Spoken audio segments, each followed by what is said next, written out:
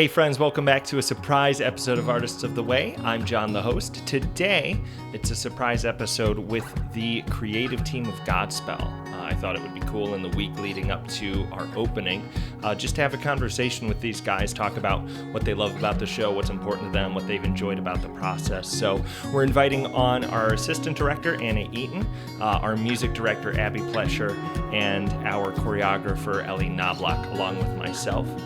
Just to talk a little bit about the show. It's a wonderful discussion, an extra long episode, so surprise episode and a longer episode. So you're getting your full of Artists of the Way this week.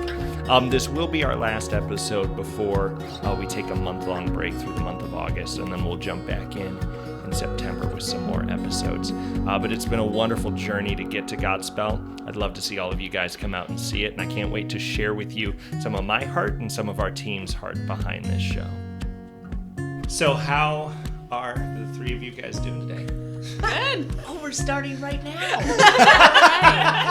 I'm not really a heads up there, but yeah. Okay, I'm doing great. I'm doing okay. Cool. Okay. Yeah. Good. I'm good. Sweet. Yeah. Goods all around.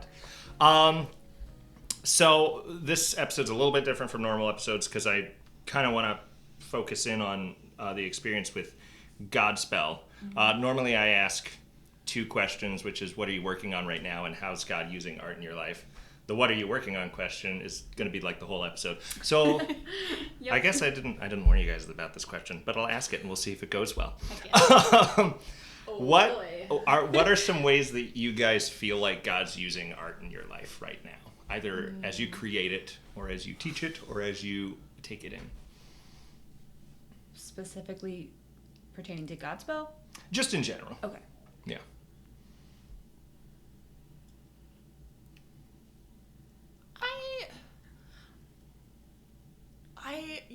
I listen to so much musical theater, Mm-hmm. just like on a regular basis, and I've been listening to Godspell so much at like rehearsals. I'm like, I cannot listen to anything else that sounds like this.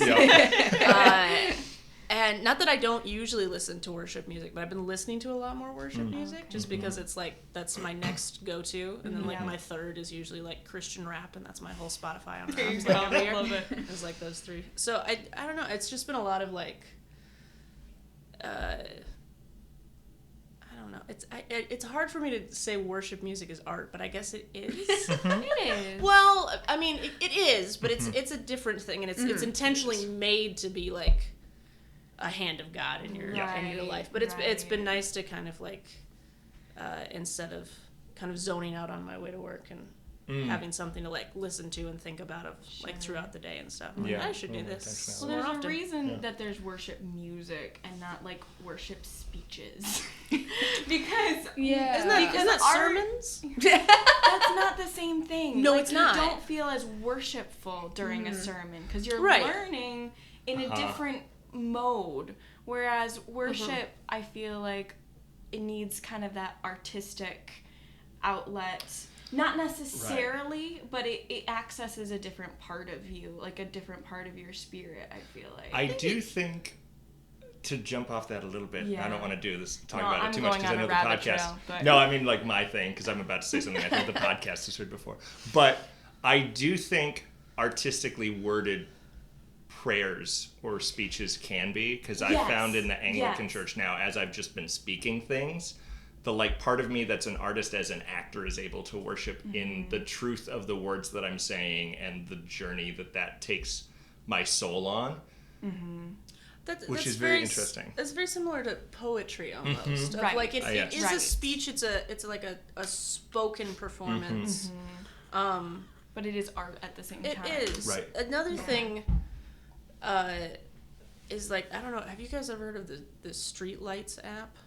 No, I don't think so. It's told me. It's I think they're based in Chicago, and it's just like a word for word reading of the Bible, but they do it to like music and soundscapes and like speak it in rhythm. Cool. But it's like it's all the like they don't change any of the words so that it like rhymes or anything like that. Like it's I think they do the NLT. I'm gonna be your commercial buddy. What was it called? So that's street lights. Anywhere you get your apps. But that's very nice because sometimes, like, I'm not always the best at, like, sitting down and focusing on, like, reading my Bible. But then, like, to listen to the guy on the Bible apps, like, John 11. And there's this weird, like, I hate, sort like, of synth audiobooks, sound. just like the person that reads it. Yeah, and so this is just like just engaging enough that like turns on a different part of my brain, but it's still like the Word of God. That's nice. Yeah, that's awesome. That's it for me. I'll stop talking. Ellie or Abby, any thoughts on how God's using art right now? I'd say similar to Anna. Like, I've been, like, when I work on musical theater a lot, like, most of my year. And I love it. It's, like, one of my absolute favorite things. But every once in a while, I'm like, I need to not. And so then I'll put on, like, worship music. Or oftentimes because my brain has a very hard time, like, shutting off and, like, focusing on, like, when I'm, like, either reading my Bible or praying. Like, I do, like, a prayer journal, so I'll write it out. And I do it at the end of the day. Like, a lot of people do their Bible time in the morning, and I do mine at night. And my brain is always, like, especially, like, after rehearsal, you know, then it's like, oh, I can't stop thinking about it. And so then I have a playlist of, like, worship music, and I'll put that on while I do my, like, either praying or reading my Bible, and that helps me focus, because then even, like, what I'm, like, consciously thinking about, which is either, like, what I'm writing or what I'm reading, then even my subconscious is listening to the music. So the white noise is also godly. Yes, because my brain will not focus without it. Cool. The only thing that's coming to mind for me right now is having Nate doing the role of Jesus, and of course, like, we go home and talk about that and stuff. If you don't know, Nate is Ellie's husband. Yes, who's on the last episode of the podcast, question mark? He's on every other episode of the podcast. He is. He is my most frequent guest now. I think, he's been on 3 times. For you all that have not gone back in the archives, I think it's the 2nd episode you're on together. Nate and we are. And I think you're married then. Yes. They were pregnant, so I hope so. Oh, okay. I honestly couldn't remember how long ago that was. I was like, maybe they were still just engaged. I couldn't know. Sorry, we interrupted you. You're totally fine. Sorry. But Nate is Jesus. All relevant information. Yes, but with Nate as Jesus, it's been interesting just kind of talking in a different way about who Jesus is and about, like, how to portray him and how there's a little bit of him in each of us. And and so just that interesting thing about theater, where you have to bring a part of yourself into the show. And I think you do that even no matter what you're doing. Like, if you're doing music or if you're directing, you bring a part of yourself to the show. And it becomes way more meaningful and way more impactful if you are bringing the Jesus part of you. That sounds right. Rather than just the worldly part of you or the flesh part of you or the whatever. And you don't have to create something out of nothing. You can pull from within, and not in, like, that weird modern way of, like, everything you need is inside of you. But the Holy Spirit is inside of you, and so it is true, but in a different way for a Christian. That's awesome. Cool. So let's shift to Godspell now. Would you guys go around, we'll start with Anna, and share for our listeners who you are and what you're doing in the show? We'll start with you. Okay, my name is Anna, and I am assistant directing. Do you want to know anything else about me, or is that? Why did you want to assistant direct? Oh, that's a good question. Because you haven't done it before. I haven't done it before. I did a little bit of theater when I was younger. I did a lot more in, like, middle school and, like, elementary, and then I didn't really. I love musical theater in a experiential, intellectual way. But I think it was talking to you, and you had, we talk about a lot of different things, just as, because we're cousins. And you were like, hey, can we get coffee? I want to talk about some stuff. And you kind of laid out like your vision for the show and had like different questions and stuff, and we're like, can we, I'd love to bounce some ideas off of you and think about that. And I was like, sure, that sounds like a great time. and it was a really good conversation. We had a lot of fun talking about it, and I was like, oh, that's very interesting, because I didn't really know a lot about it, the show. I hadn't seen like a staged production of it, and I hadn't like seen the movie. Because I'd been told a long time ago not to. But I think that's just because it's very sad. And Sheila being like, this show that your aunt loves. Don't watch the movies. No, I don't believe it was my mother. I think it was somebody who was just like, well, it you is gotta a see weird the movie. show. The movie is not as good. Like that sort of thing. That is it. And I think it's just because it was the 70s and the movies were kind of, it was stylistically it's a very different. 70s movie. Well, and different people that do Godspell, it can be done very reverently or very irreverently, so you have to be careful which one you see for sure. Exactly. And I don't think I'd even heard any of the music for it, and so like you were like having to explain to me, it's like, oh, so this is the show, and then this is my vision for it. And so I enjoyed that conversation. I was like, great, tell me when you actually do it, and I'll come see it. And this was like August last year. You were like in pre-production. Like you were still just like seeing if it could happen. Your ducks in a row type of a thing of like, okay, well, what would that cost and how would I do that and sort of thing. And I was like, great, see ya. And see you at Thanksgiving. And then you texted me like 2 days later and was like, hey, I'm having a really hard time finding an assistant director who's on board with my vision. And I was like, I can't imagine why. That's so weird.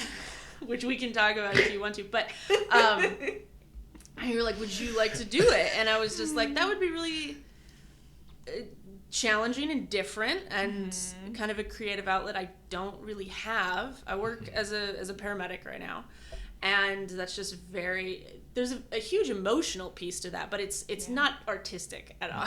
At all.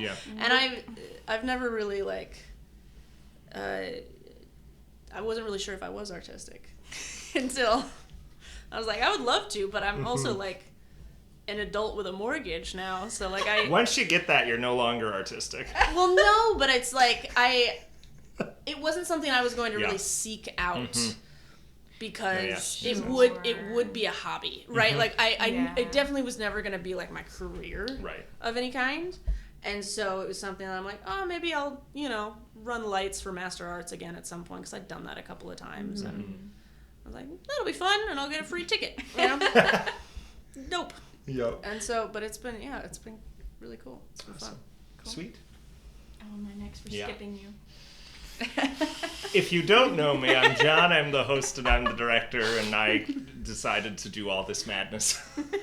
Perfect. He let us all come into his home and sit together at this very, very small table. It is very small. But on camera, it looks great. Does it? Yeah, I think so. Cool. I haven't seen it on camera. I don't know. Oh, Anyways. Goodness, I'm sorry. You're good. Are we saying our names as well? I forgot the questions. Yeah. Who are you and what are you doing? Okay. Yeah. If you want to take who are you in a really existential way, I guess we could go there. Oh, no. But you could just stick with your name. No, don't make me go there. Oh my goodness. Start singing, who am I? Too many songs called Who Am I?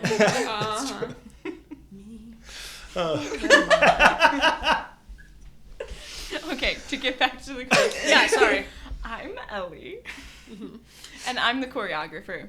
And this is the first show that I've choreographed. So I've done ballet since I was 9 and made the pretty smooth transition into becoming a ballet teacher. And in most realms, that includes at least a little bit of choreography, because you're at least putting something on the little kids so that they can show their parents they learned something.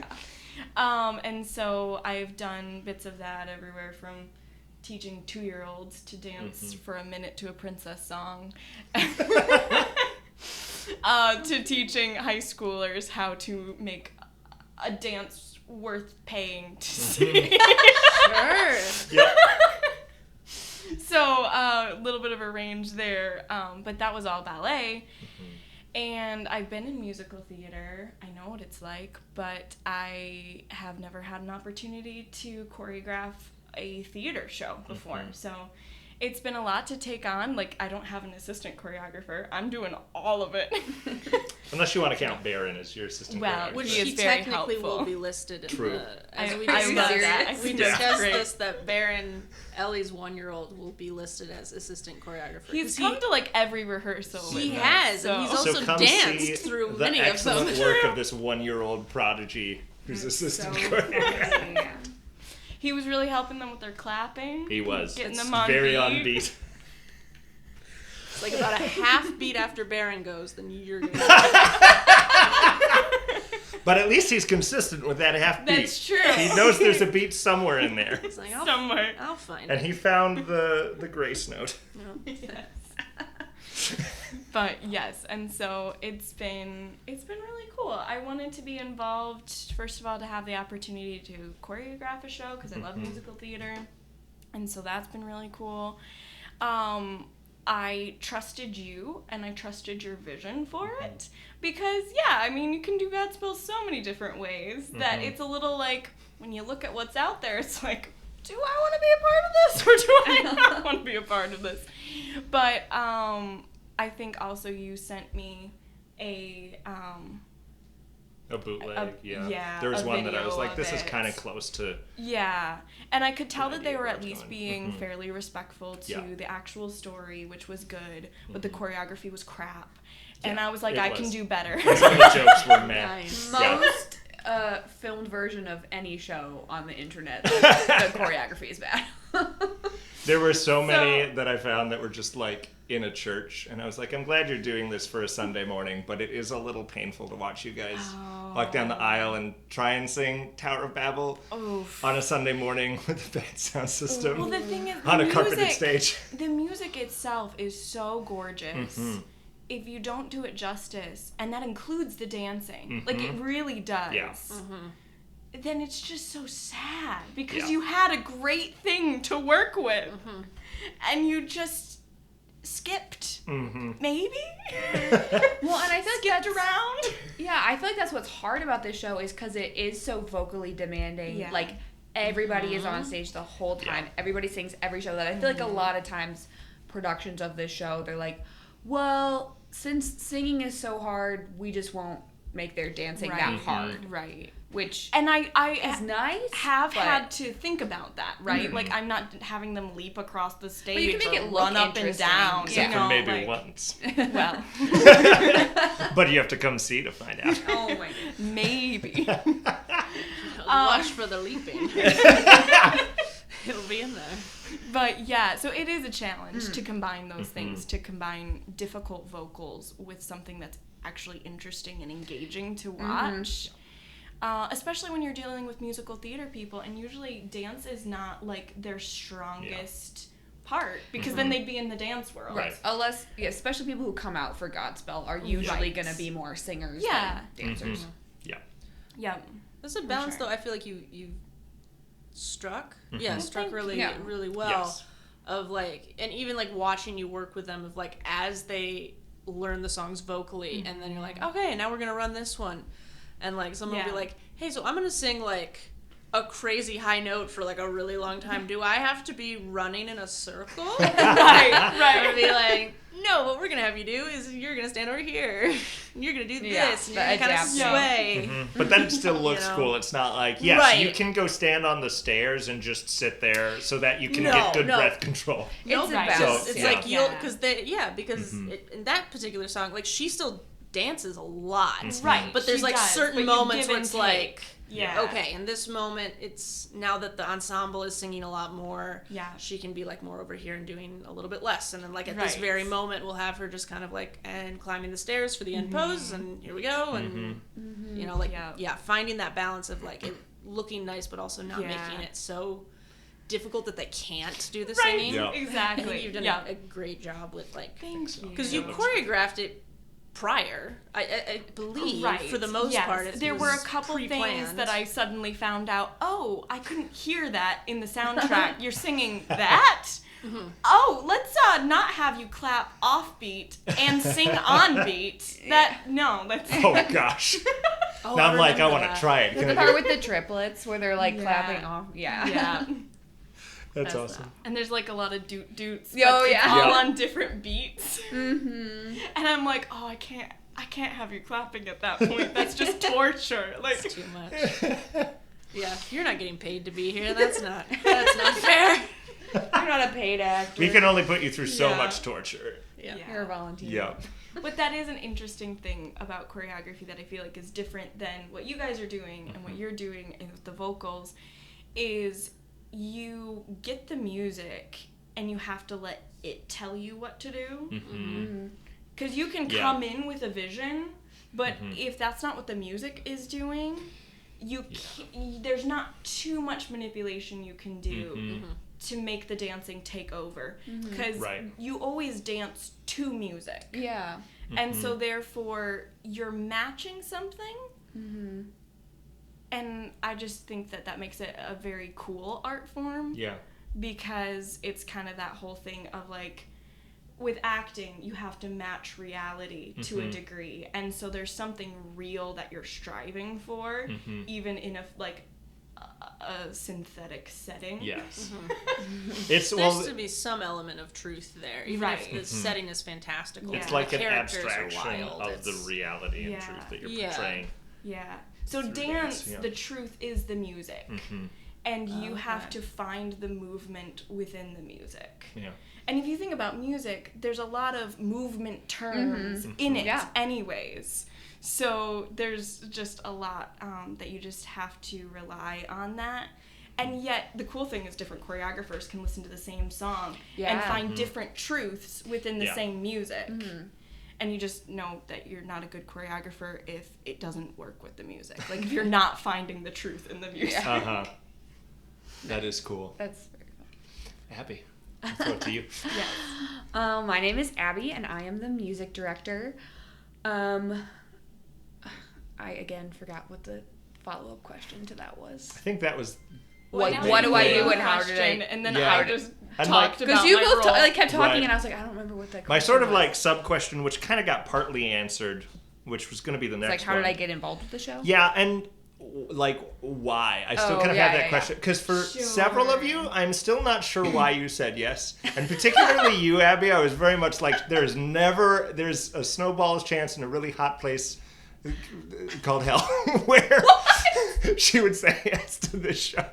And there's something about just this show in particular, and that was like my thing with like every single person I was asking. I was like, there's no way they're gonna say yes.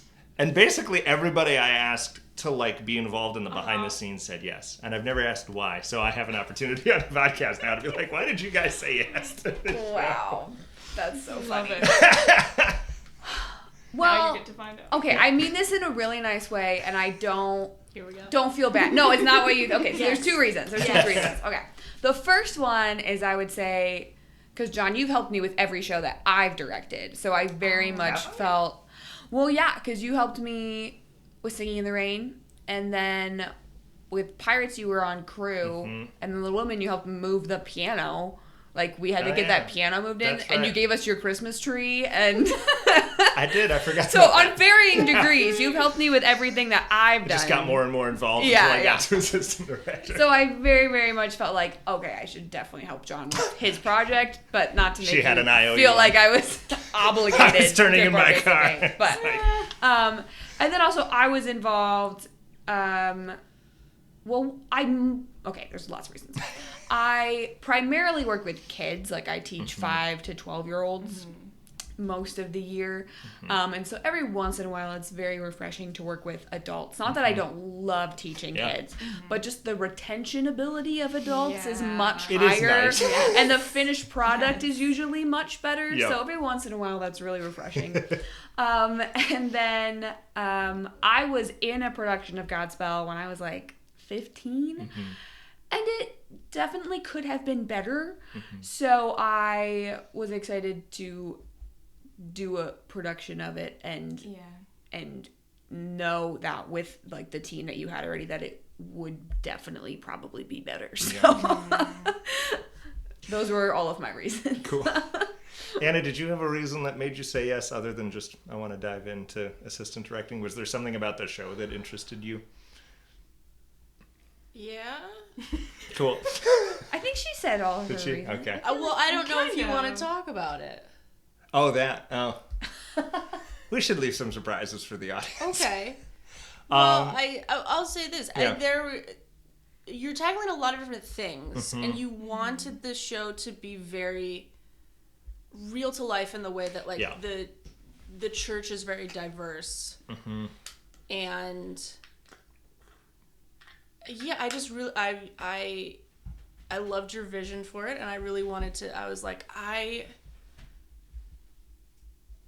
know John has the heart, but maybe not always the knowledge to pull, like, to know to know everything about every group of people and subgroup of people. Like, that's incredibly fair, right? Because I don't.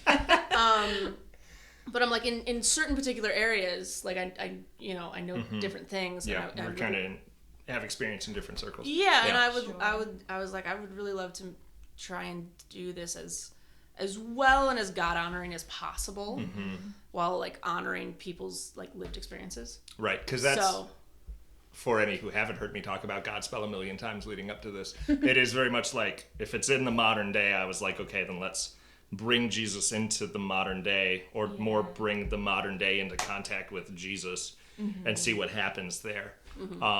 Which then means, okay, you're dealing with real people's lives and issues that are at the forefront of our minds in election season, which I didn't think about when I planned on doing this in 2024. We still got a few months.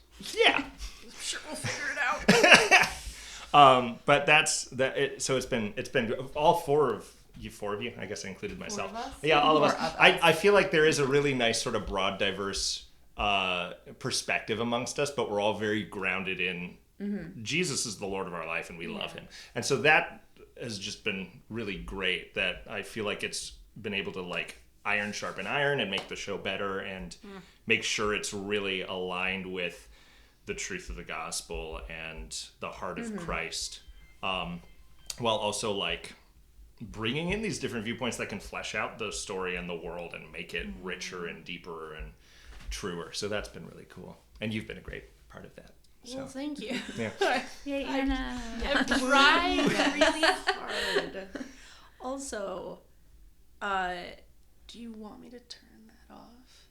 Turn what off? The thing that keeps beeping outside. That's my phone. And I can turn that off. I don't know if I only heard it once. It's okay. I doubt the microphone can It's hear probably it. fine. I think it's okay. Okay. Yeah, we're good. All right. Listen for it. You might hear it. You never know. Comment and tell us how many times you heard the phone ring. Yeah. Also, how many times? Can I look right at the camera? So do the gym look. I feel like you're not supposed to do that. I do it a fair amount. Podcast is different. Exactly. Right. Okay. You're the fifth person Not at that this I'm a table, podcast expert. random No. listener, viewer. Never mind. Sorry, According to but- Anna, you're excluded. Just turn off the No, podcast you're a now. silent observer, and that is different. That's different. Ellie, did you have any more reasons why you said yes? See, I was just trying to answer your whole big broad question. I didn't realize we were just answering part of it. That's I fine. answered it too. That's okay. That's why I was like, I feel like there's more questions I'm supposed to answer because they answered Right. like I was just 4. trying and to I was like, hit all I'm the the music things. director. Say everything. That is my problem. If you get me talking, I will just keep going. So we'll probably Maybe end you up shouldn't hitting have sent all... us these questions ahead of time because now we're like, pre-answering okay, we got this, them. we got this. That's true. I did write down a bunch of answers while I was at work today. Like, I love that. what are resources for artists? Don't jump to the end. We're only halfway through I yet. guess you'll have to wait a minute. Keep listening to find out. Skip to time code 2 hours and 50 minutes from now. Oh, I hope not. It's just me in this room. We've all We've left. all left. Signing off. We give Anna all of our resources. We're like, when you're done, share these. Eat this list. But did you have a specific reason, or why you said yes? I think my reasons were that I trusted your vision for it, and I wanted to see it come to life. And also, I wanted to do the songs justice and choreograph something good for them. Which you've done. Yeah. So, and I wanted to see if I could do it. If I could choreograph a musical theater show. Yeah. Because it's just a different thing. Yeah. And you don't know if you can do something until you try. Yeah. So it was like someone giving you a chance to do it. This is a great opportunity. I'm going to take it. Yeah. Well, unfortunately, we didn't make something blasphemous with it. No, so far. I guess we have 3 weeks. We could still... Well, and I didn't know you hadn't choreographed for musical theater before, because I have seen you in things before, because you and John have been in a lot of similar things together, and but I hadn't realized that until I got your bio for the program, and I was like, I didn't know that. That's she's doing a great job. I think this is my debut. I think for both of you guys, though, I don't feel like either of you have missed a beat in the new roles that you guys have stepped into. I've been thinking about being an actor under your assistant direction or under your choreography, and I'm like, if somebody told me this was their first show, would not believe it at all. Well, you told Lisa the other day, and she was incredibly surprised. Flabbergasted. Either that, or she acted incredibly surprised, which is probably why we cast her. She's a good actor. Well, which is actually a compliment, because I think it's a very common misconception in the performing arts world that if you are good at something, then you are also good at teaching it. Yeah. Which I mean seems like that would make sense, but it's really not the majority of the time. Like, you can be a good dancer, but that doesn't make you a good choreographer. Yeah. Sure. And so the fact that you guys are is great. Yeah, it's awesome. Well, and granted, I haven't acted in a long time, but I am not a good actor. Well, see, sometimes it's like that too. Well, that's true, because think about Hollywood. None of the movie directors ever, or hardly ever act. There's some, but most of them are very focused. They are great at getting their actors to give a performance and helping them explore that. Yeah. But a lot of the choreographers for professional ballet companies are the ones that weren't good enough to be professional ballerinas. That's so sad. Oh, no. But that is that saying, right? Right. And they know what makes it good. And they can bring it out of people, and they can create something beautiful on other days. And some people can visualize it better than they can do it themselves. Right. I couldn't make my body do it, but I know it needs to look like this. Right. Yeah.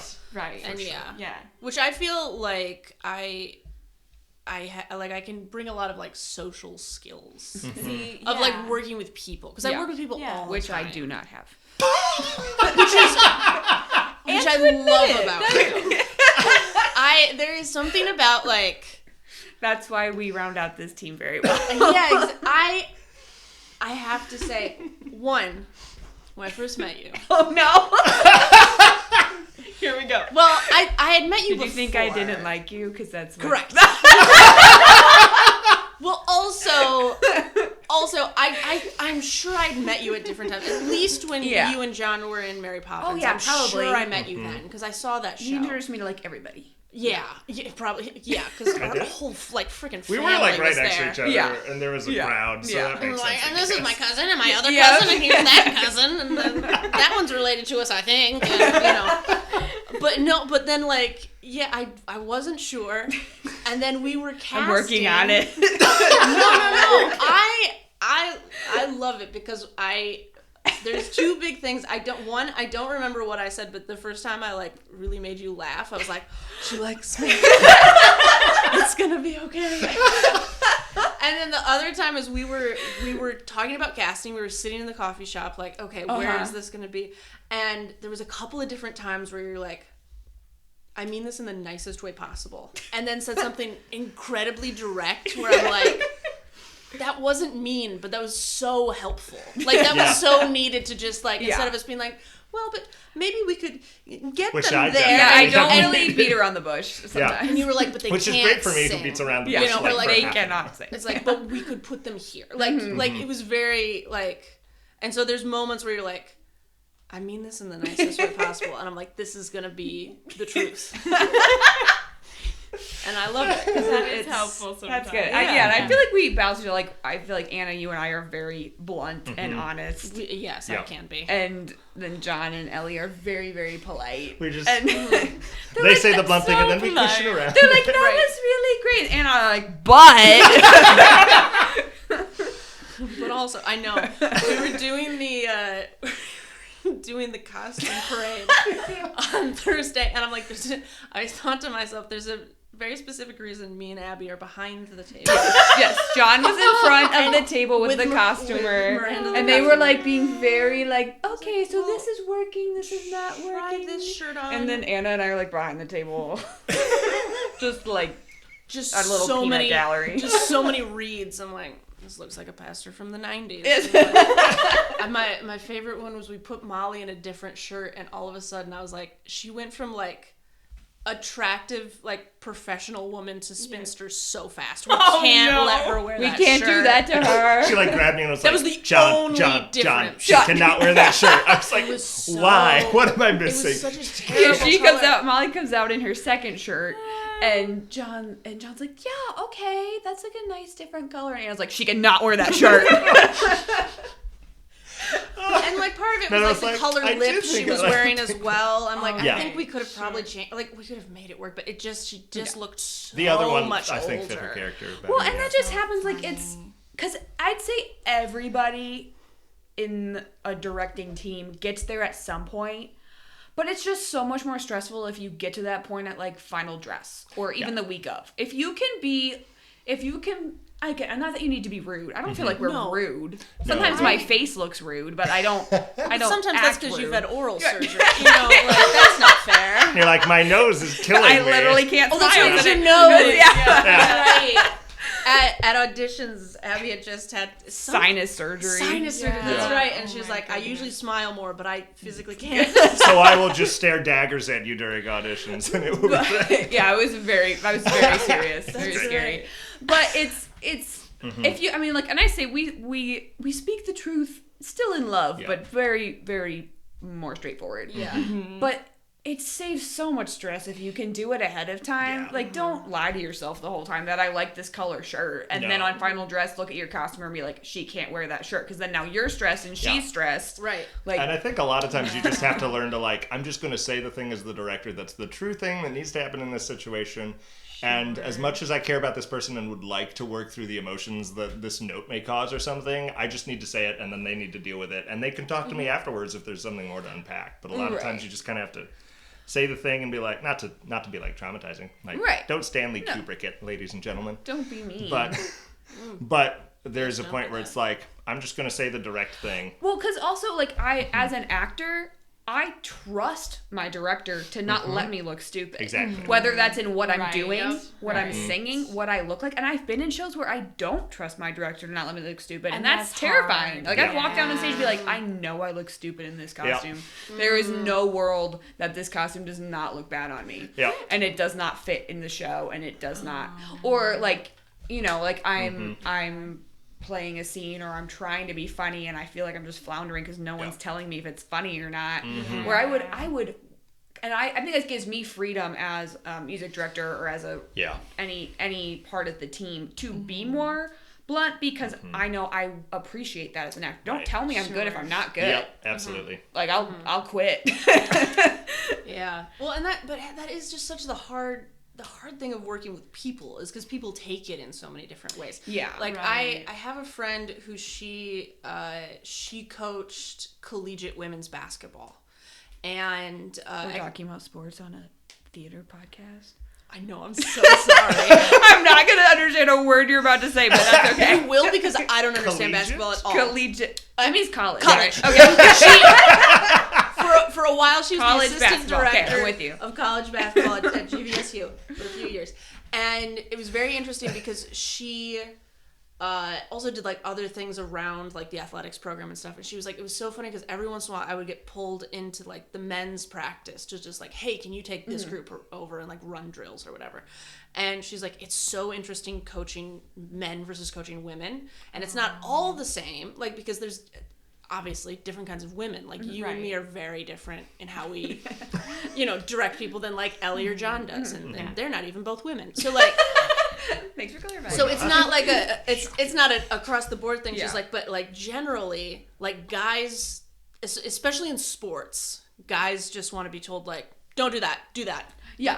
Mm-hmm. All right, yes, coach, got it. Yeah. Whereas women, you have to like, she's like, at least in basketball, in that particular like arena, you had to like kind of stroke it a little more of like, you're doing really well. I see that you're like putting in a lot of effort, but what we really have to work on is the particular basketball jargon. Well, you know, whatever. She's, that's when I usually get lost. But and she was like, it was so interesting because you couldn't just be like, that was bad, don't do that, because like they would like they would take it so seriously to heart that then they couldn't do well. Right. And that's such an interesting thing working with people, because I'm the way my brain works is I'm way too black and white so often. It's just like, I would just like to be like, no, let's fix that. It's like, don't do that. Yeah. And it's like, that's just not how people work. Yeah. But I think that's why it's good to have like a team of directors, because then you can kind of have both and you can find that balance. And I'm just saying the same thing. Connect better with other people. Like maybe people respond better to you than they do to you. And like I'm not very good at directing my brother most of the time. I would think that would be an odd dynamic. Which is why I'm here. That is. Because like it's a relationship. Funny directing my husband in a way. Yeah. Has it been? I wondered about that. It's been actually kind of fun because it's been very fulfilling. No, but it's just funny because I switch into a completely different mode. Yeah. Like teacher mode. And I'm much more willing to be like, no, don't do that. Right, we're at home, you're like, that was great, honey. No, this isn't burn at all.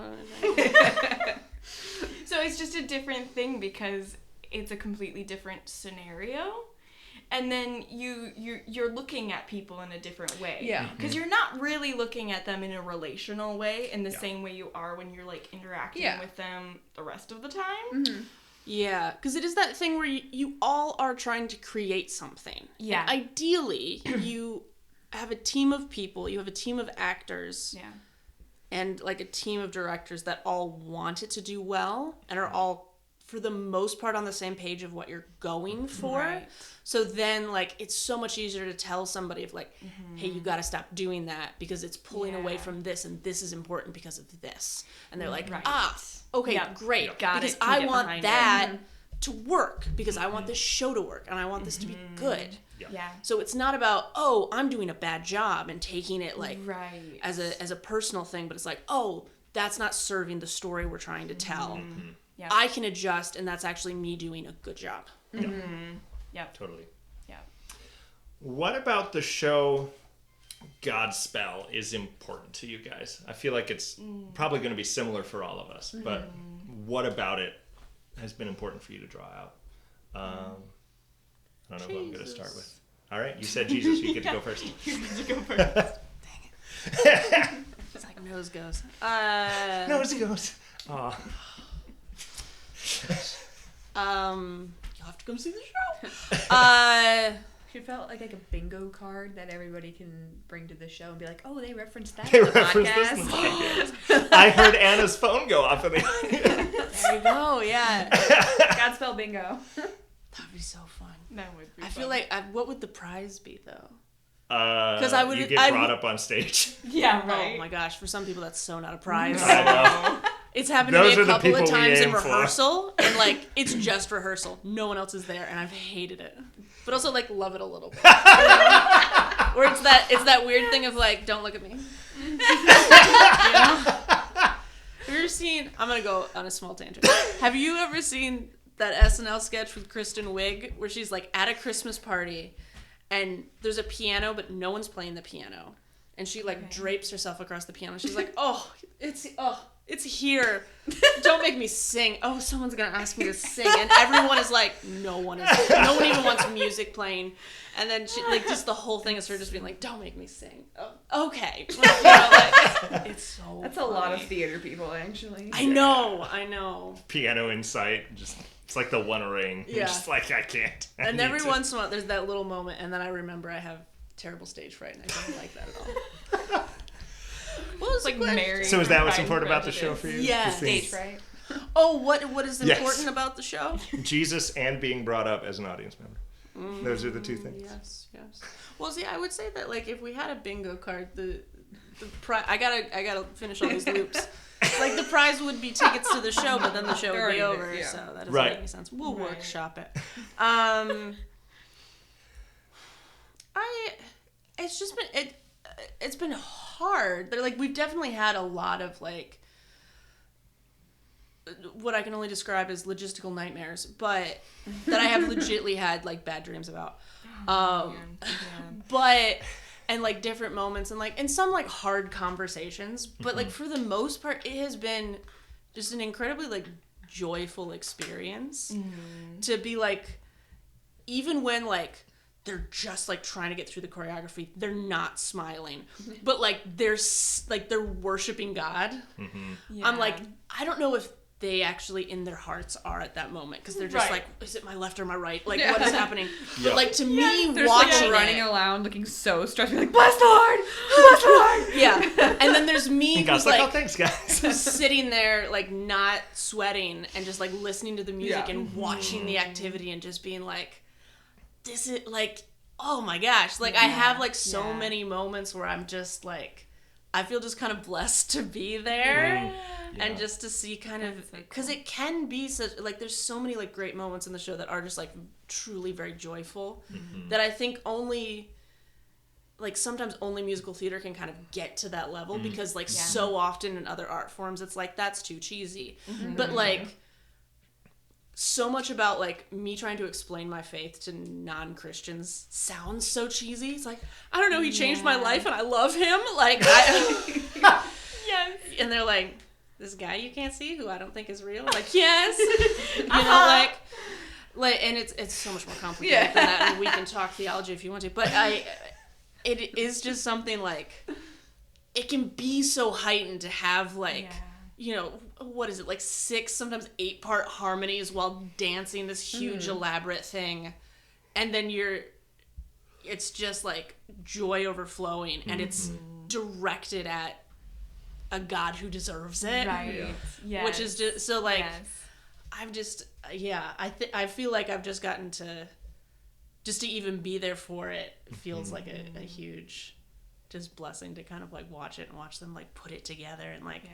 Even, like, really early on, like, music rehearsals, it would be like, oh, okay, there's so many. They're, like, learning all the parts, and it's like, oh, that sounds really rough, because it's week 1 of learning Stephen Schwartz music. And and then, but there'd be, like, a moment where me and John are, like, sending emails to, like, everybody in the back and, like, writing up lists upon lists of lists to remember lists. And, I was like, what was the deadline for that? I'll add that to the other list. And then all of a sudden they would just have a moment where like you could hear the chord and we would like look at each other and be like, oh, I think they'll make it. I think it's gonna make it, guys. I think it's coming together. And it's like, it's April. We have so much time. Of course it will, but like, yeah. That's I don't know. Cool. So it's just been, I don't know. For me, it's been very joyful for the most part. Yeah. Ellie, what's been important about the show for you? Well, I mean, my answer is also Jesus. And I think it is cool that we get to see Jesus within a community that's more familiar to us. Because, like you guys touched on earlier, you see real people going through real problems with real conflict. Some of the conflict is silly, but most of the conflict is real. There's definitely one conflict that we've made very silly. Yes. But I love it. No, you need that. Yes. And so it's cool to see everyone come together to create that picture, because obviously Jesus isn't just a standalone person who existed. He came down to earth for a reason, because he came down to show who God is in a unique way that God couldn't do in the same way from heaven. Right. Obviously, there's a lot of reasons Jesus came, but that is one of them. Yeah. And so it's cool to bring that into a modern day context, but then also with the joy of musical theater and the life that brings to it. it's very unique. And it's cool to see how much power it can have. And it's also cool to see a bunch of different people who all have different thoughts, different opinions, different lives coming together to do this show. Because really, within the cast and our production team, you don't feel like a lot of conflict. Yeah. Which is wonderful. Like, and I think that just shows... And not always usual in theater. Yes! No, it's not. It's unfortunately, right? Yeah. But I felt that during this show, that it feels like very united, which, then you know that it's not just the Jesus in the show, but actually Jesus in the room. Yeah. And that even though not everyone acknowledges him in the same way or to the same degree or at all in our cast, he's still there and he's still using everyone and he still placed everyone in this show. Yeah. And that's something that I think is really remarkable about our cast, if I can praise them for a second, and just things I appreciate about them. It's very mixed religiously, but they have all 100% committed to the thing that I set out at the start, which is we care about this gospel as a true thing. Yeah. And I've never had a time where I've given a piece of direction that is very much like, you're feeling this way because Jesus is coming to set all things right because that's what Jesus does. Right. Where somebody's been like, okay. They've all just 100% been like, yeah, we are on board that that's the story that we're telling is the Christian story of Jesus. Yeah. And for whatever that means to them in different ways, but they've all are very united, I think, around that theme. And that's been really neat to see, because I don't think I've experienced a lot of casts that are this mixed in their walks of life and beliefs and stuff, be as unified in that sort of the story that they're telling and the themes they're addressing as this one is. And it's been really cool. It has been. Abby, what about for you? I'd say a lot of the same things. I would say the doing it reverently is very, very important to me. I will say that was something that was done well about the one I was in before, it was done reverently. Because it rarely is. The group I was in with it before, we had a cast reunion. We're like, let's go watch this college version of Godspell, which was a very big mistake. Very not reverent. Which is difficult because as far as I know, it's not written by Christians. Is that correct? The person who conceived it was, which is the but Stephen Schwartz was writer. not. Yeah, so John Michael Teblack, who's the original director and writer, he was, because he was either going to go become an Episcopal priest or go into the theater. And then he was gay, and he was like, well, I don't think they want me in the priesthood, so I guess it's theater. Oh. But then in returning to the church, he was like, this feels really not joyful on Easter Sunday. And it's Easter. If there's a day it should be joyful, it should be Easter. Right. So that was the thing that kicked it all off. Okay. Interesting. So he was. I don't know if he remained a Christian for his whole life. He may have strayed or drifted into some other beliefs, but the original producers and the people on Broadway probably and it's not usually really been done with that in mind. Yeah. Right. So there's definitely but there's some parts of the script that are actually from scripture, and there's definitely some lyrics of songs that are from scripture. A lot of it is actually directly from scripture or Christian tradition in some way. So that's been really important to do it well, and I've even talked about working on vocals, how do we even just emphasize it the right way when we're singing it, that it's sung reverently. Because that's really hard when I feel like it's a lot easier to take there's other stories from the Bible that people have rewritten to do in modern settings, and I feel like those all translate fine and it's not irreverent, but something about Jesus in jeans can often be not done well. I actually don't know if Jesus is wearing jeans. I don't know what he was sick on costume parade day, so I don't know what he's wearing, but fishnets. So he isn't. Let's just go with jeans. Yeah, I'd like to clear that up. He will be. I'm 90% sure he's wearing jeans, and I'm 100% sure he's not wearing jeans. Great, awesome. So that's been really important to me, even from like committing to it. Like I know, like I would do the music side reverently, but I was very purposeful in talking to John, making sure like all elements of it were before I committed. Yeah. That Jesus would not be in fishnets. That Jesus would not be in fishnets. That was the big one. Yep. And hours of conversation. And also, I think just making sure it's done well, because that's a big thing, even especially like in the college world, of it's either done by Christians and done, even like not just Godspell, but theater in general. It's done by Christians and it's like, appropriate and whatever, but it's like terrible performance quality, or it's great performance quality, but it's like raunchy stuff and inappropriate.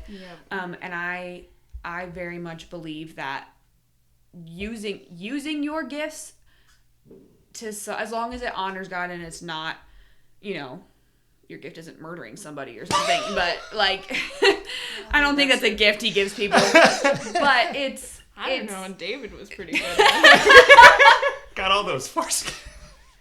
Wow. But using your gift, I think in some way is most often a form of worship. Like even if I'm like, when I'm playing music in the pit for Cinderella, is that about Jesus? No. But I'm using my gifts and I'm giving it everything I have because I'm giving it as a form of worship. Yeah. So I think I literally have no idea where I was going with that sentence. But I think it's important to me that we do it well in terms of production quality and performance of what we're doing, and also reverently, because as an audience member, I'm not gonna notice the reverence and the message if like they sing terrible. Like that's gonna be distracting. It's kind of like how it's like Jesus fed them and then he also preached to them because they're not going to listen if they're hungry. It's like if you only spend time like building a community with your actors and making sure like we're quoting the scripture correctly, like that's not gonna matter if it's not also like really good with talent. So I'd say that is important. So even though it's like, the music is not written by a Christian, I think us doing it well is still a form of worship. So. Yeah, absolutely. For sure. And to Ellie's point, again, I've said this, I feel like 1,000 times, but it does have just so much of rich Christian tradition where so much of it is either scripture or hymns that have been passed down for a long time. So it has been really cool because I feel like there's a way in which doing it in musical theater can breathe new life into these things that people have heard over and over and over again. But usually it's not done with the intention of like, man, this hymn is so rich and raw and a great expression of biblical truths.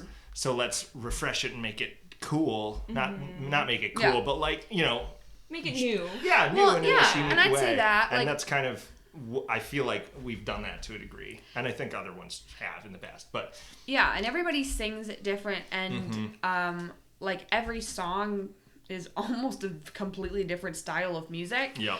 And so even though it's like, oh, I know this hymn or I know this psalm or I know this passage of scripture, just even like the style of the music makes you feel it differently. Yeah, for sure. I think it's great.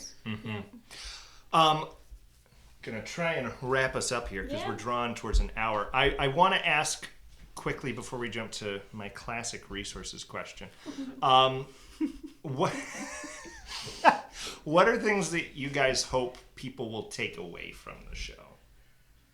We'll go to Anna because Anna hasn't answered the question in a minute. Anna always has to go first. Well, she had to go first with the last That's one. fair. Should we start with Abby? No.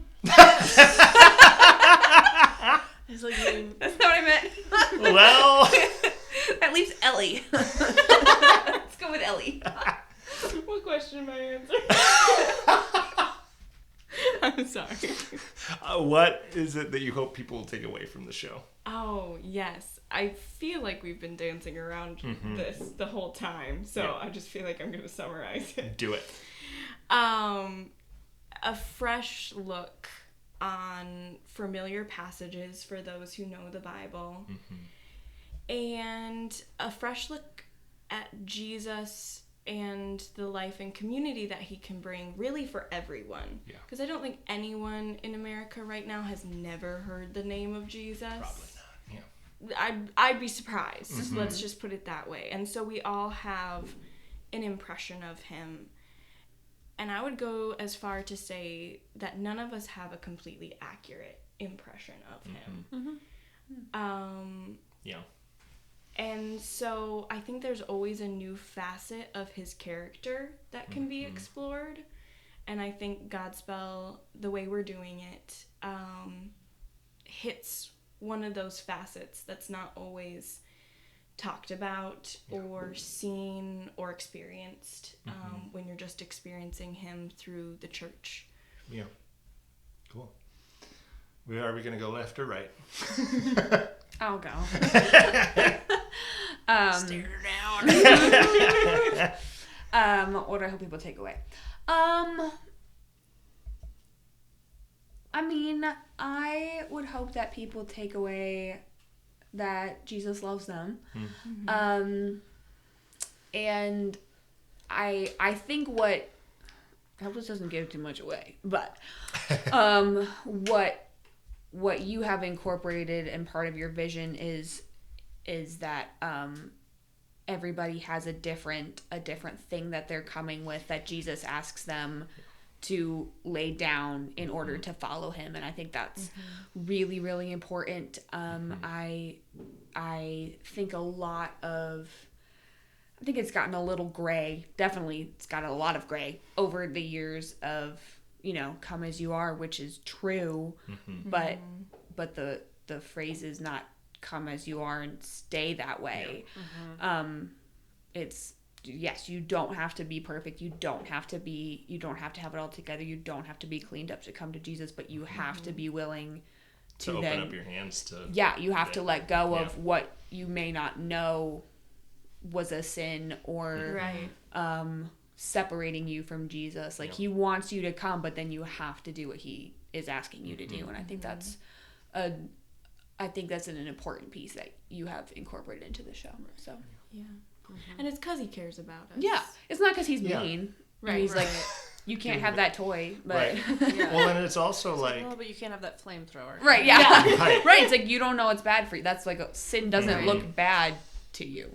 Right. And some of it too, as I've been pondering this, and because I've been thinking a lot about God's love over the last month or so, it's kind of been my meditative thing, is we aren't just doing that just because it's what we're supposed to do or it's because it's what he says to do, but also because we love him.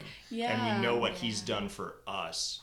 And so, because I just had this question, why do I love God? Do I love God? Well, how am I doing that? And it is by opening, letting him have the stuff of your life and then tell you what to do with it is in and of itself an act of love and a response to just the unending, incredible love that he has. Even if it's not a sin that he's asking you to give up, but something that you maybe idolize too much or that you are prioritizing. You're like, oh, I think my life is going this way. I'm going to be a race car driver, and so I'm going to do we don't have any race cars in the show, but I'm going to be a race car driver, and so I'm working really hard to be a race car driver. But he's like, no, actually, I want you to work at the grocery store. Even if it's not a sin, but something he asks you to give up. Yeah. And that's from Abby's own life when she was going to be a race car driver. And now she works at Family Fair. No, none of that is true. Testimony of God's grace. None of that is correct.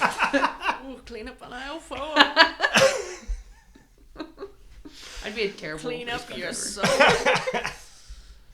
Anna, what do you hope people take away from the show?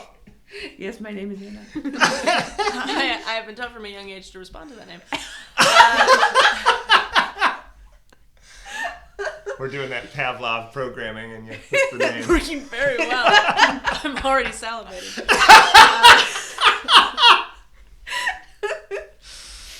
Isn't that what it was? The dog salivates when you smell? I didn't even go to college. What do I hope people take away from the show? it's more of just of the same, but it's that thing of, I do really hope that like Jesus's heart for people, and the what I find incredibly confusing in my human brain, this combination of grace and truth that he holds and asks of people and gives graciously to people, will really be seen and resonate with people. I'm hoping that like, because it's a modern setting and it's different enough from like, you know, when you have Christmas or Easter and you always like read these passages and like it's like I have them memorized. I know, you know, Luke 2 and like and so they went to Bethlehem and you know it's like I know all the words, and so I know what's coming, and so I'm not really thinking about the meaning behind that or the importance of it or what does that mean for my life or whatever. It's like, oh yes, I know the story, and he died and he rose, and there was the women and the linens and the angels and the, you know, it's like, I know all the things. And so I'm hoping like this is different enough, and the addition of the music I think helps, because that stirs the emotions, which totally brings in a whole different part of your brain, even just to look at it scientifically. And I'm hoping that like, for those that know the story, that they are or challenged or at least reminded of what they've been gifted. And for those that either don't know the story or don't believe it's true or don't have that relationship with Jesus, because that's what it all comes down to. Right? It's not the knowing of it, which is kind of what you were talking about with surrendering things because you love him. Right? Like you can't surrender things, especially things that you hold very dear or things that you feel like are very much integral to who you are as a person, either it be your job or your marital status or like whatever it happens to be, of like, well, but I'm a mom, or I'm married, or I'm single, or I'm like, or you know, I'm a race car driver. I'm a race car driver. I like it's incredibly hard to surrender those things or have those look different than you expected them to. Just because it's the right thing to do. Like I have found that very difficult in my life, because I am it can take you to a point. It can. But it can't take you all the way. It can't take you all the way, because like I grew up a very black and white person, and I pretty much still am. I got this haircut, but like that's about it. And honestly, this is pretty vanilla at this point. I've never dyed it. But that is pretty black and white. I've broke him. I feel like he's gotten to this point a couple times. So I know. But like there was definitely this oldest child syndrome of like, yes, well, what is the right thing to do? Let's do that. Like my parents like to tell the story of like, well, Anna really followed the parenting book. It said, if they're doing this, you do this, and then it fixes it. And it did. So I was like, oh, yeah, that's how people work. Yeah. You know, and got this down. Yeah, and then they had other children. They're like, oh, not all children do that. And it's like, yeah, that's how people are. But, like, I was that person, and, like, that did get me so far and, like, kept me out of probably a lot of trouble I could have gotten into. Sure. But yeah, when it came to a certain point in my life of having to like surrender what I thought my future would look like, and like, you know, at first thinking I would be married and have kids and have a life that looked a lot like my parents, and then being like, oh no, I'm gay. What do I do with that? And like, okay, well then I don't, and knowing intellectually, really from the time I realized I was gay, knowing intellectually, I'm like, I don't think this is God's best for me. I don't think I can theologically get on board with like dating and marrying a woman. I just don't think I can, even just on a mental level, get myself that far. Yeah. But like emotionally, I'm like, but that's gonna be really hard to live the rest of my life that way. Yeah.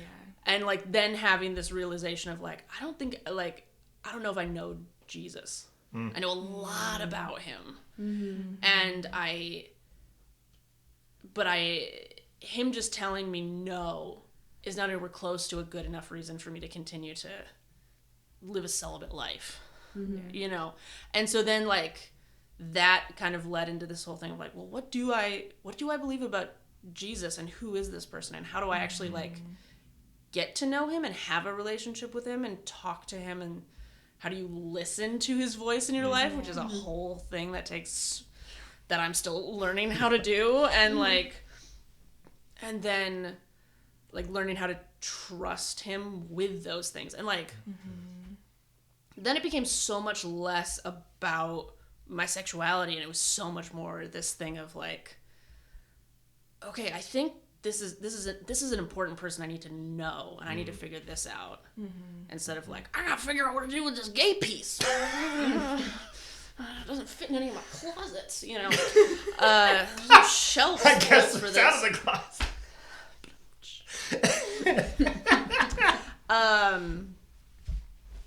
But then, like, having, like, a small community of people that, like, listen to me and let me, like, talk through things, and having a mentor that, like, prayed with me and pushed me to pray, and being like, and she, like, I would come in, like, crying and being like, I don't know what to do about this and that, and this happened this week, and she's like, do you want to pray about it? And I'm like, no. I wanted to whine to you about it. But then, like, having that, like, support, and, like, slowly growing, and, like, learning and, like, meeting him. Like, I really did fall in love with him and the person that he is, and, like, the So cool. yeah, and, like, after, like, several months of, like, just doing that, like, really basic core work, then being able to have that conversation with him of, like, Jesus, what do you want me to do with this? Because this is something I experience, which it doesn't seem like you really want to change, or is going to change. So how do I live like this in an honoring way?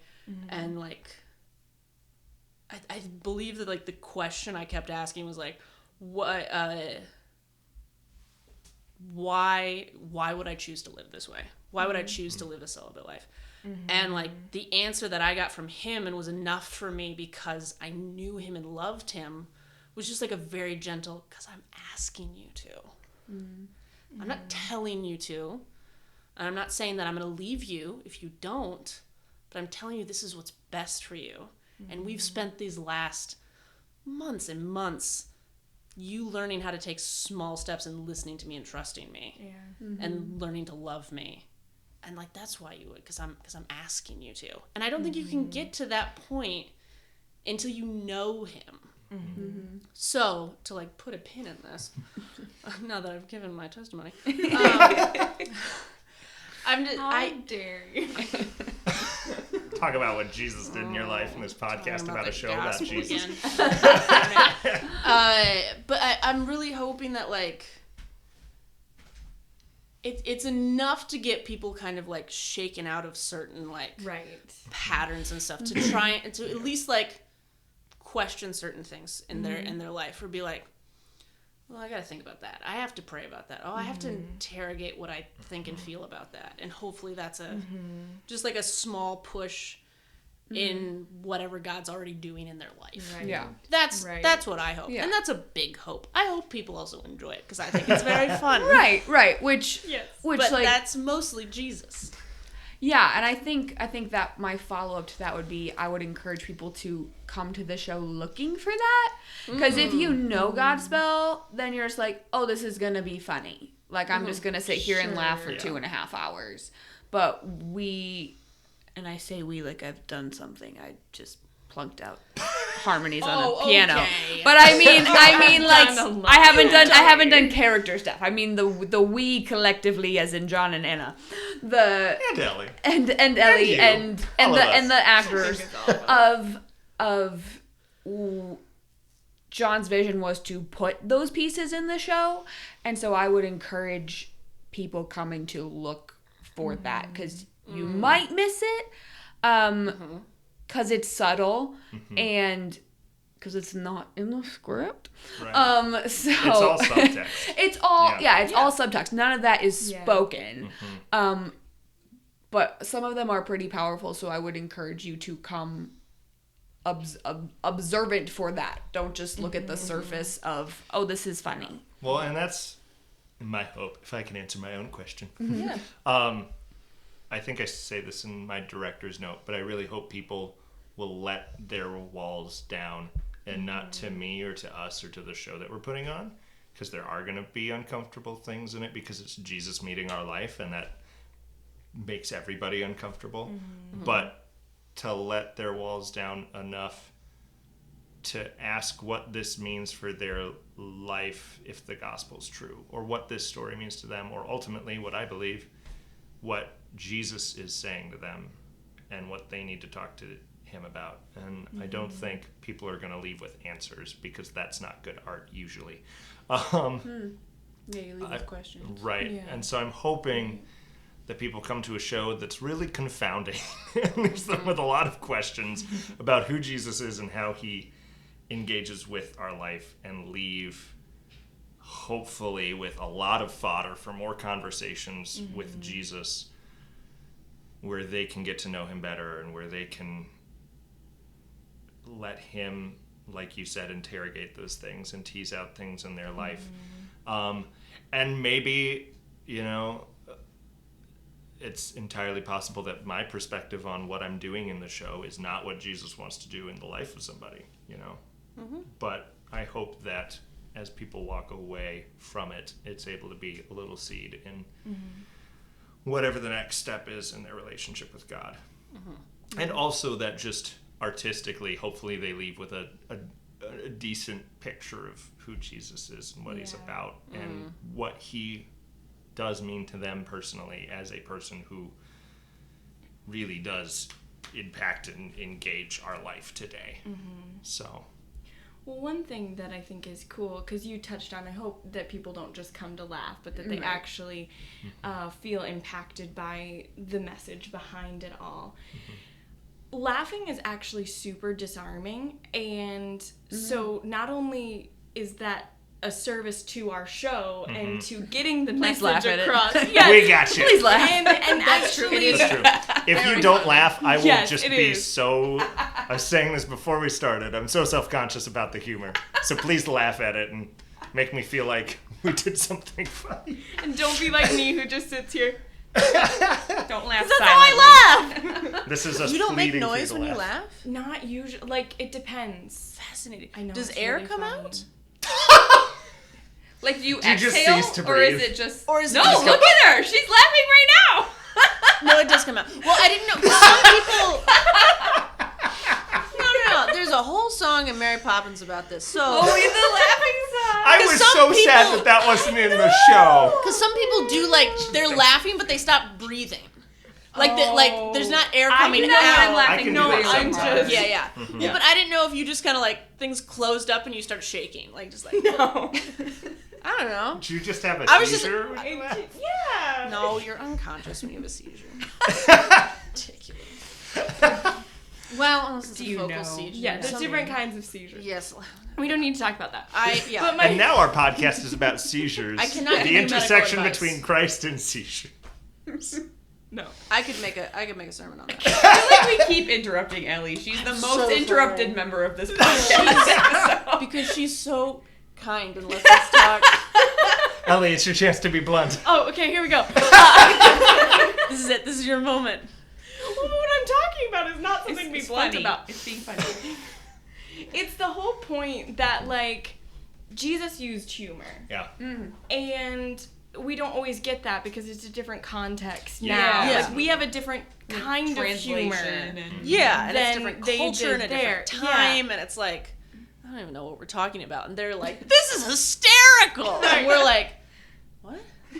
What's happening here? Yeah. Like, I think I got the message. Yeah. No, it's Right. supposed to be funny. But so not only does the show utilize humor to send a message more clearly than without humor, but actually I think it's a little insight into who Jesus is. Yeah. Is that he's a human who uses human communication tactics, like humor, to communicate something. And he enjoys humor. Yeah. And laughed. Yeah. So I think that kind of summarizes all of our points of this show's a different side of Jesus. Yeah. And that the humor of the show actually lends itself towards that and enables that deeper level of communication. Yeah, totally. Well, I think it's funny. Good. That's good. I think you did a good So job. if you guys don't laugh, at least Anna and I are having a rip-roaring Girl, I'll have time a great over time. here. No, because some of the script is hard to translate from the 70s clown kind of aesthetic that it started with. Yeah. And so I think, like, because it's such a show of, like, it's like, this is what we did. You can kind of do whatever you want. It's like, Right. great, we won't do that. We'll find That something was not else. funny. Yeah, or maybe it was then, but, like, it's, like, Right. very specific references to a very specific time. And now it's Yeah. like, well, that's not really relevant, and no one's going to find that really funny now. Right. So I think you've adapted it very nicely. Yay. It's been a great. I think it's very funny. Our cast has done a lot of that And work, too. they're fun. oh They're my funny. Gosh, They're great. Sometimes I just look at Spencer's face and I lose Spencer's hilarious. it. Spencer's so funny. So stinking Come funny. twice, once so that you can watch like Spencer the whole time, because his character's just so Spencer. fun. Yeah. And then just anytime Emily's in a parable and she does that voice that's like She kind hams of it up. It's kind of British, but it's not. No! And it's just I laugh every time, or at least like smile to myself. So I'm like, that's fantastic. Anyway, To wrap us up here, one of the things I like to do is build a resource library, because I needed resources as a young artist. I think everybody does. So what are resources you guys would recommend to somebody who wants to grow as an artist or to deepen their Christian faith? I don't know who I'm going to start with this time. I guess it's Abby's turn. I'll go first. the little Me. Don't make me. No. Don't take me. okay. Just in general, as a performer, I would say, like, reading scripts is really great. Like, I have probably 7 or 8 scripts that I'll literally, like, sit down and read like I'm reading a book, because it gets your, like, it's very cliche, but your creative juices flowing. Do you usually read musicals, or do you read straight plays? I'm just curious now, because I know you usually. Plays? There's a lot of those. I would say musicals is more what I read.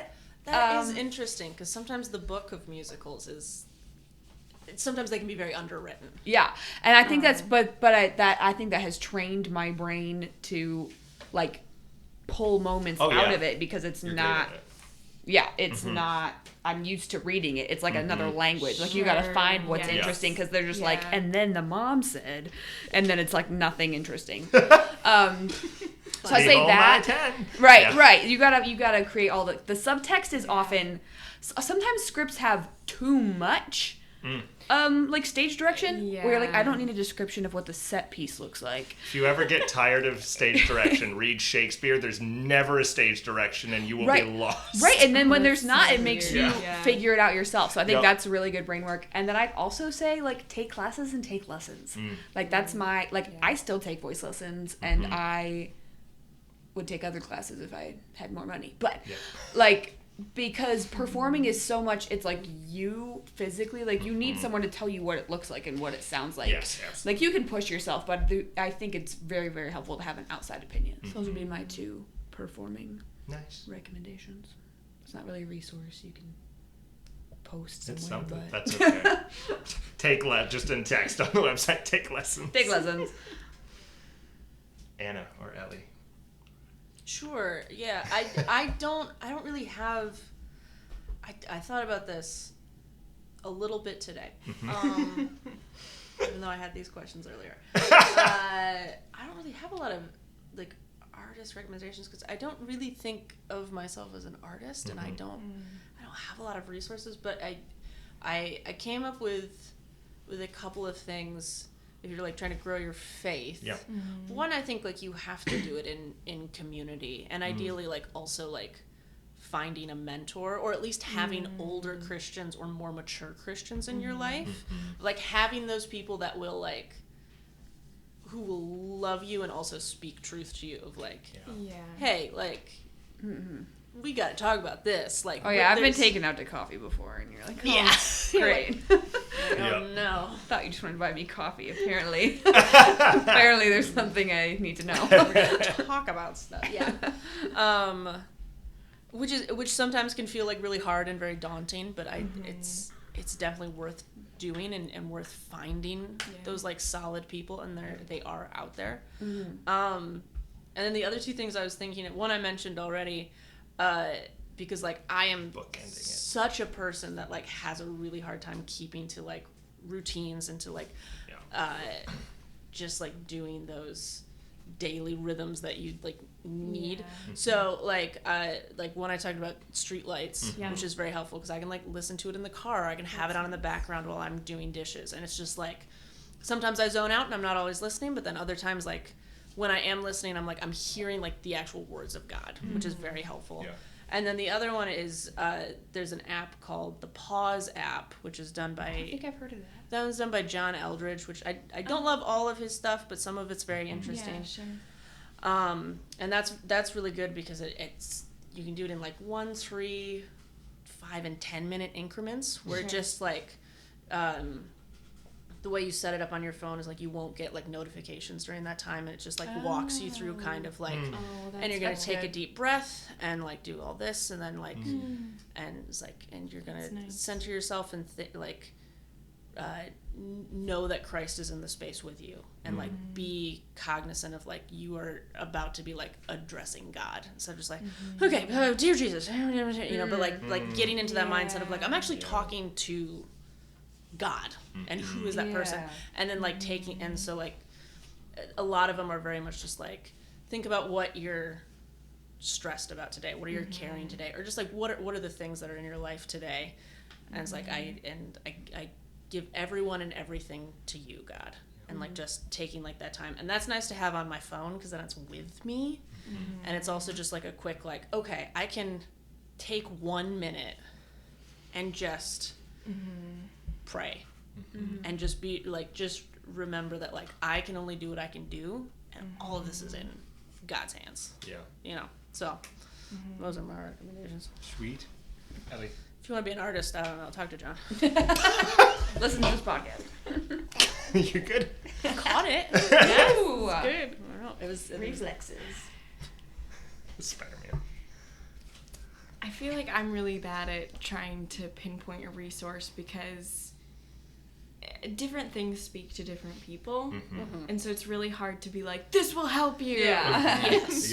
Yeah. Because there's a high percentage chance that it won't. Right. Read that parenting book Anna talked about. It'll work for 1/3 of your children. It's the Eaton method. You'll have to get to know your other You children. should put that on the website for real, though. The parenting book. I have no idea what it was. It was probably Focus on the Family or something. I don't Sounds know. about right. Yep. I have no idea. But I guess like this is not a resource, but just try things. Because as I've started choreographing this, like, you know, I had a decent amount of self-doubt of like, I don't know what I'm doing. I've never done this before. Yeah. Does it all look like ballet? One of them certainly does. It doesn't either. It's what John thinks ballet looks like. I just drew pictures and was like, this is what a ballet looks like, right? Can you make this look like this? Yeah. It's just like, wow, this is awful, but it'll be funny. I can make it look like that. It won't be ballet. But yeah, like just try things. Because if you've been around art and you know your thing, whatever it is, you just need to get out there and try it. Yeah. And your first time at anything is not going to be great. Yeah. But the more you try, the more you do, the more you find, oh, I have a natural instinct in this way. Yeah. And, oh, here are my weaknesses that I need to watch out for and compensate for. But you're never going to find that out if you don't try. Yeah. So, try, whatever setting is available to you. That's awesome. Just do it. Yeah. First time I tried to play, well, after church plays and stuff, a community theater play, I had a very important line where I was like, I really should cry at this line. And I was on stage prior, and we were like all narrating these little bits, and I was like, I bet if I look in the light, I'll cry. Oh, no. And then I didn't realize that everybody else would be staring at me, just staring at the light, really wide-eyed, trying not to blink, trying to make myself cry. Oh, And then my mom and brother came out and were like, what was that about? I was like, oh, you saw that? They're like, yeah, because, you were standing there staring out at the audience. You know how you Really were wide on eyed. stage? Yeah. we all saw you. Like saw 2 you. people away from center stage in a black box theater where there's like 70 people. You saw me? Like, what? So, you can't do worse than that. So hopefully that gives some confidence. Learn from Choice. John's mistakes. Yes, That's don't the stay the resource we Oh recommend. my God. Just share Don't different do what mistakes John does. Or if you do, have a brother and mom that will be honest There we go. with you. No, that is Yeah. true. Yeah. I would highly recommend having someone who can be brutally honest with you come to your Yes. stuff. Yeah. Because again, I mean, ideally your director will help you not look Right. stupid. Mhm. But if you're in a show without one, don't invite your nice friends to come see you who will also tell you did great when you didn't. That was when I know that I had succeeded in playing Quasimodo, was when you liked my Hunchback. So it's like, I know Abby also loves this show, and Abby is blunt. So if Abby said I did good, I think I did okay. So That is a great show. that was fun. I love that show. You did do good. That's Yeah. that was a Thanks. good performance. But it's It made me- an Yeah. anecdote to establish what Abby's saying, not for praise. But yes, blood friends are helpful because then they're like, oh, they'll see my things and tell No, me it's if true. I need to improve. Like, I have a list of friends that I'm like, if they tell me I did great, I'd be like, yeah, okay. Sure, whatever. And then I have a list of friends that tell me if I did great, I'm like, oh, it was actually good. Okay. Where are these lists kept? Are these mental lists? Or do you have these Blunt written down friends? somewhere? I don't have those ones written down. I have That's a probably- lot of probably other the best. lists written down, but that one's not written down. I have so many lists. It's wild. Well, thank you guys for coming on to the podcast and chatting a little bit about the show and life and stuff. It's been really great. Yeah. I've had a great Thanks for time. having Hope us. it was productive. Yeah.